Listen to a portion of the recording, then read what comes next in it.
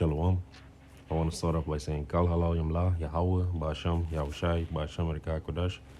Double honors to the elders and apostles of Great Millstone for teaching us the truth and who rule well. Peace and citations unto the Akim that is spread around the four corners of the earth, spreading this word in sincerity and in truth. Shalom to the hopeful elect. I'm the brother Quarters of Zion, coming back through the spirit and power of Yahweh Hashem Yahawashi with another lesson, with another video. And Lord willing, this video is edifying. So this video came through the inspiration of Yahawashi Yahawashi, of course, but also through what we've been talking about this past week, man. Meaning we, the brothers of GMS Holland, that studied together. We in Rotterdam, we've been going into that. Yahawashi is going to come with lasers, with chariots,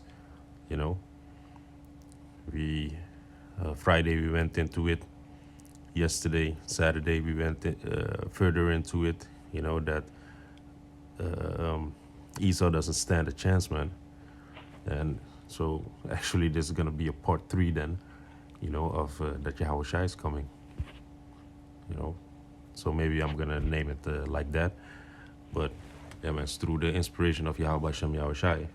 And of course, the spirit of Yahawashi is the spirit of prophecy that we should forewarn the people, say before it happens. Because that's what Yahawashi came to do. He brought the truth back on earth. And he also warned them for the time that is to come. That vision that is spoken about in Habakkuk. The vision that the Most High is going to cleanse this place with fire. So without further ado, let me jump straight into it. Let me start in the book of Revelation 14, verse 14. And I'm going to read on down till 20. So this is Revelation 14, verse 14. And I looked, and behold, a white cloud, and upon the cloud one sat like unto the Son of Man, which is Yahawashi, and that cloud is a chariot, the chariots of the Most High, the UFOs, unidentified flying objects, but we know what they are. They are the chariots of the Most High, the chariots of salvation. So, and I looked, and behold, a white cloud, and upon the cloud one sat like unto the Son of Man, having on his head a golden crown, and in his hand a sharp sickle. And another angel came out of the temple, crying with a loud voice to him that sat on the cloud, Thrust in thy sickle and reap, for the time is come for thee to reap, for the harvest of the earth is ripe. Yeah, man. So this has got me thinking that not even Yahawashi knows when he's gonna come. But when Yahweh, his father, which is the power of the earth, the power that created the earth, when Yahweh is gonna send Yahawashi, when he's gonna give him that okay, he's gonna come with intense roaring, with an intense shout, and like we just read, there's going to come another angel out of the temple crying aloud to him that's out on the cloud, which is Yahawashi, Thrust in thy sickle and reap, for the time is come for thee to reap, for the harvest of the earth is ripe. And also as it says in, in the book of the Apocrypha, it says,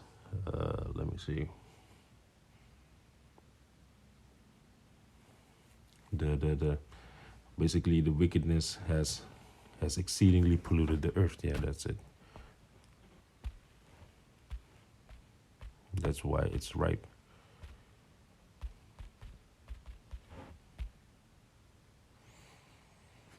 This is 2nd Ezra 15, verse 6. For wickedness hath exceedingly polluted the whole earth, and their hurtful works are fulfilled. You see? So this is what the prophet Ezra saw, that the wickedness in the earth was so high that, it's time to reap.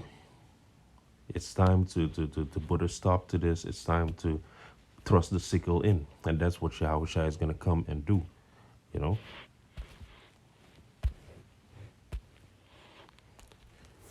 So Revelation 14 verse 16. And he that sat on the cloud, yeah, so like, and he that sat on the cloud thrust in his sickle on the earth, and the earth was reaped. How? The Most High is going to send his son, and his son is going to come, and he's going to put a sore slaughter on the people that killed him, you know, that pierced him, as it says in Revelations 1. This is Revelation 1 verse 7. Behold, he cometh with clouds, which are the chariots, and every eye shall see him, and they also which pierced him, which are the Romans. So how are the Romans going to see him, the ones that pierced him 2,000 years ago? Because they are back now in the reincarnation, you know, because reincarnation exists. That's the way the Most High works. That's the Most High's way of recycling these spirits, you know. The body dies, the spirit goes up, and it comes back every third and fourth generation. It's being brought back on the earth with no knowledge of the things of before, you see. And every eye shall see him, and they also which pierced him, and all kindred of the earth shall wail because of him, even so Aman. Yeah, man. So when Yahawashi is going to come with a shout, you know, everybody's going to wail because of him. Also those that pierced him. And especially it's going to start with that, and then he's going to bring judgment upon all the nations that had a hand in putting us down, in putting the children of Yahweh Bashem Yahushai down, which is the children of Israel, you know, which is the righteous seed. So first and foremost, Yahushua is gonna come for his elect. He's gonna save his elect, and then he's gonna reap. He's gonna kill all these people, and the blood is gonna be as high as a horse's bridle, you know, as the scripture is gonna say. And he's going to be the only one that's going to be doing the massacring in the beginning, you know, and then you're going to have the elect that's going to join him afterward. So this is Revelations 14, verse 18. And another, let me see, now Revelation 14 and 17. And another angel came out of the temple, which is in heaven, he also having a sharp sickle. And another angel came out from the altar, which had power over fire, and cried with a loud cry to him that had the sharp sickle, saying, Trust in thy sickle, thy sharp sickle, and gather the clusters of the vine of the earth, for the grapes are fully ripe. So what does that mean? As we just read, you know, wickedness had exceedingly polluted the earth. So these wicked people, they are seen as a vine, as a cluster of grapes, and they are ready to be reaped. So they're going to be gathered, and then as we're going to read in Isaiah 63, we're going to read what's going to happen to them. So this is Revelation 14 and 19. And the angel thrust in a sickle into the earth, and gathered the vine of the earth, and cast it into the great winepress of the wrath of the Most High. And the winepress was trodden without the city, and blood came out of the winepress, even unto the horse bridles, by the space of 1,600 furlongs. So the way these horses back in the day they were not like the normal horses that you see right now. They were higher and bigger in stature, and the horse's bridle is what you use to steer a horse. So that's how much blood is going to be spilled here on the earth in the time that Yahawashi is going to come. So the blood, which is seen as wine, you know, is going to be as high as a horse's bridle. So let's go to Isaiah 63, verse 1.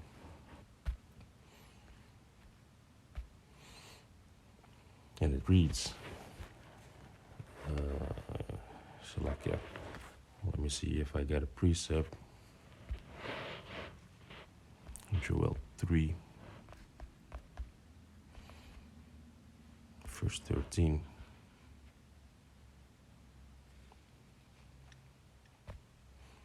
reads, "Put ye in the sickle, for the harvest is ripe. Come, get you down, for the press is full. The fats overflow, for their wickedness is great." You see? As I was speaking about, the wickedness in the earth is so, so great that the time has come for it to be reaped, for these people to be trodden down, as a wine press, as grapes and wine in a wine press. So going to Isaiah 63 and 1.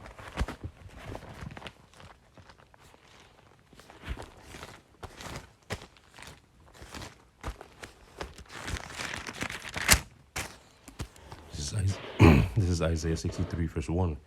"Who is that cometh from Edom with dyed garments from Basra?" And Basra, if you go into that word, as it already says, who is that cometh from Edom? Basra is a city in Edom. Outline of biblical usage says Batazara, and the outline of biblical usage says the town in Edom. And also it means sheepfold or fortress. And if you go into the root word of Batazara, it says, the outline of biblical usage says enclosure, fold, sheepfold. And if you go into the JLD lexicon, it says a fold, sheepfold, so called from it, keeping in, restraining. And with who is the sheepfold that they're keeping in? It's the Israelites. They woe to the man that stealeth a man. Destruction unto a man that stealeth a man. Such a man, he should be killed.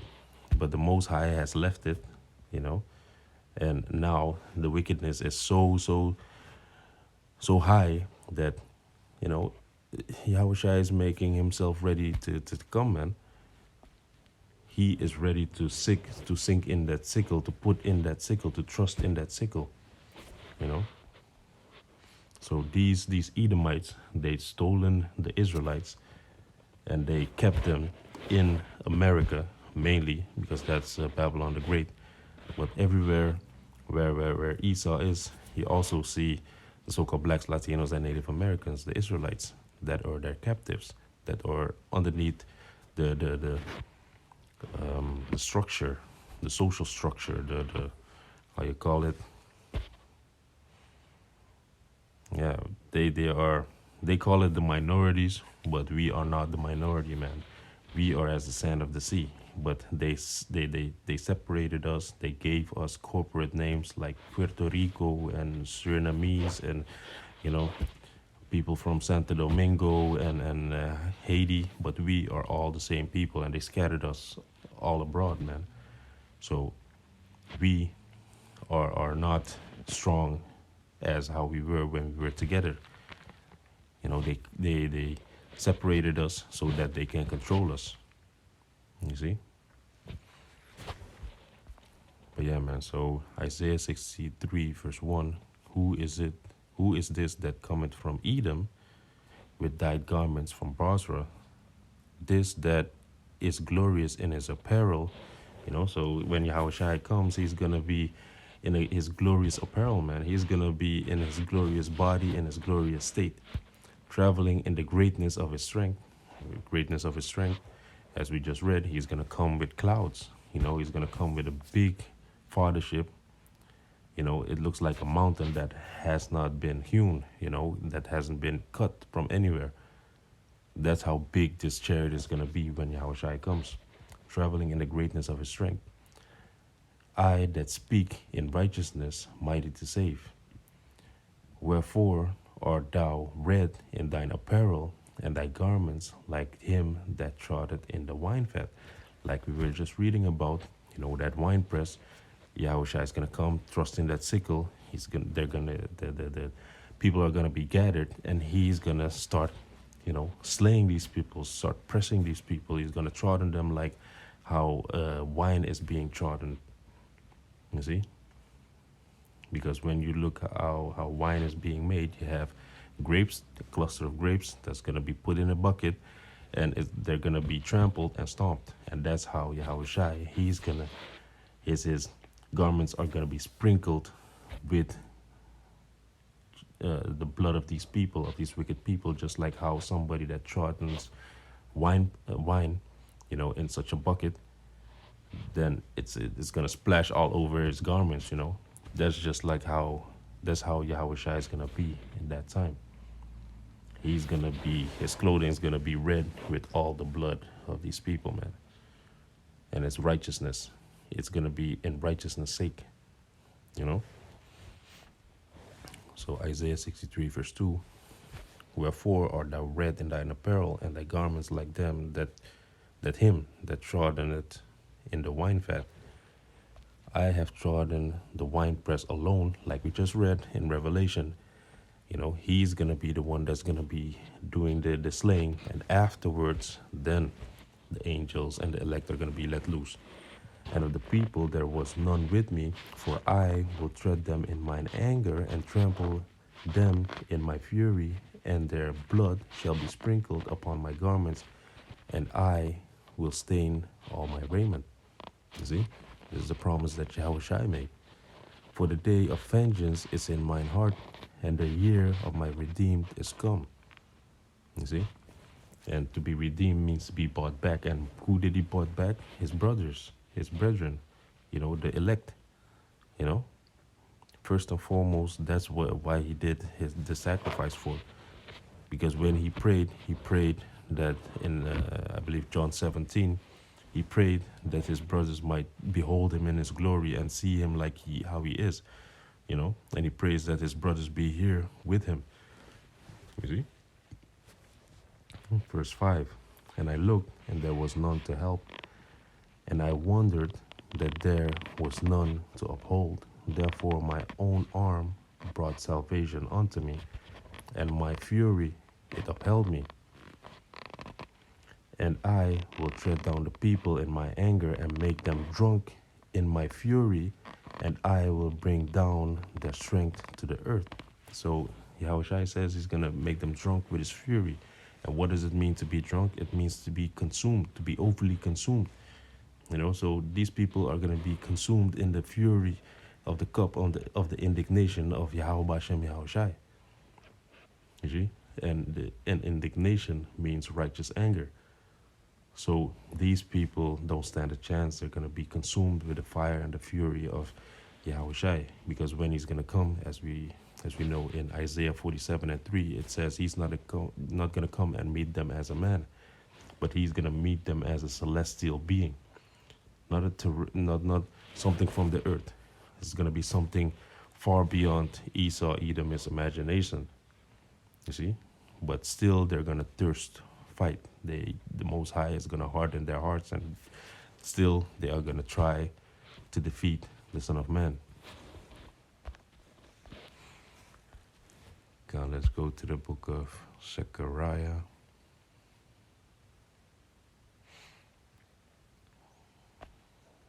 Zechariah 9.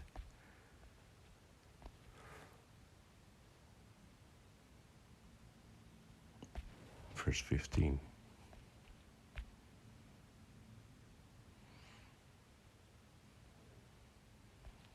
Now this is Zechariah 9 verse 15. The power of hosts shall defend them, and they shall devour and subdue with slingstones, and they shall drink and make a noise as though wine, and they shall be filled like bowls, and as the corners of the altars. And their power, Yahweh, shall save them in that day as the flock of his people, for they shall be as the stones of a crown, lifted up as an ensign upon his land. So let me read 15 again. In Zechariah 9 verse 15. The power of hosts shall defend them, and they shall devour and subdue with slingstones. So the Most High, he's gonna defend the elect of the nation of Israel, which is the pinnacle, which is the governing body that's gonna be governing in the kingdom of heaven. He's going to defend them. Those are the men that are doing the works of Yahawashi right now. They're proclaiming the works, they're proclaiming the name, the true name of Yahawashi. And they're going to be protected in that day, you see? And they shall devour, like I said, like we just read, you know, Yahawashi is going to come and trust in the sickle first, and then the elect is going to be let loose and subdue with sling stones. And the sling stones are like the missiles and the lasers, and every, like the scripture says, no weapon formed against thee shall prosper. But we ourselves, the elect men, Yahawashi, that I'm of that number, we are going to be the bioweapons. So we are going to be the sling stones. We are going to be using lasers and all these spiritual powers to subdue these people, you know. And they shall drink. And what shall they drink? Like we just read in Isaiah 63, you know, we shall drink, meaning we shall throttle down these people. What do you drink? You drink the wine, right? And how did we establish that the wine is going to be pressed?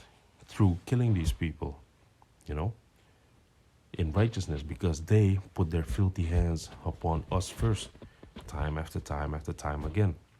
So they shall drink, which means the elect shall drink. They shall consume these people, meaning they shall press them down, just like how in the time of the sacrifices, you know, the priests, they had to catch the blood, you know, the blood of the offerings. They had to catch in bowls. It's like I'm going in front of myself because it's in the next sentence, and make a noise that, as through wine, like we were talking about, the wine, you know, the wine is gonna be pressed, but we are gonna also make noises, you know, when we are gonna be battling, and they shall be filled like bowls, and as the corners of the altars. And this is a reference to the priests, that when they make a sacrifice, they had to catch up the blood with the bowls, you know. So that's what it means, that the bowls are going to be used, just like in the time of the sacrifice. So we are going to be shedding so much blood, man, you know. It's going to be like wine. It's going to be like the bowls that were used in the altars. It's going to be up until the horse's bridle. So that's how much blood is going to be shed in those days. Those days and that day, the day of judgment of the Most High. Verse 16. And the Lord their power shall save them in that day as the flock of his people. You know, the elect is going to be saved, and the 1/3 in the time of destruction, for they shall be as the stones of a crown, lifted up as an ensign upon his land. So just like how you have a crown, and on that crown you have beautiful stones, right? That's how the Most High is going to see the elect. That's how the Most High is going to see the 1/3. You know, just like the stones of a beautiful crown. You see? Because the Most High, he also refers to us as living stones. And what is a living stone? A living stone is something like amethyst. A living stone is something like beryl. A living stone is something like, you know, these precious stones that have, they grow actually. Let me just go to the scripture. It's in 1 Peter 2, verse 4. To whom coming as unto a living stone, this allowed indeed of men. Nasalakia. It's the next one. Because this is speaking about Yahawashi. But these are us. This is 1 Peter 2, verse 5. Ye also, as lively stones, are built upon a spiritual house and holy priesthood, to offer up spiritual sacrifices acceptable to Yahweh by Yahawashi. So we as lively stones, you know, when you build an altar, you're supposed to use an unhewn stone. And also when you use stones for a crown, they are lively stones. They are stones that live, you know, stones that grow. So that's how the Most High, He's gonna save His people, which are His jewels, as the scripture says, and He's gonna put them like an ornament, like a crown upon the land, which the land is Israel.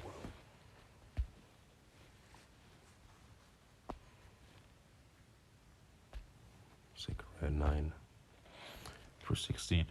And the Lord their power shall save them in the day as the flock of His people, for they shall be as the stones of a crown, lifted up as an ensign, as a sign upon His land, which that land is Israel. Done. So with that, I hope this video is edifying, and I want to say Kal Halayam La, Yahweh, Ba'asham, Yahawashi, Ba'asham Reka Kudash, Shalom Akim.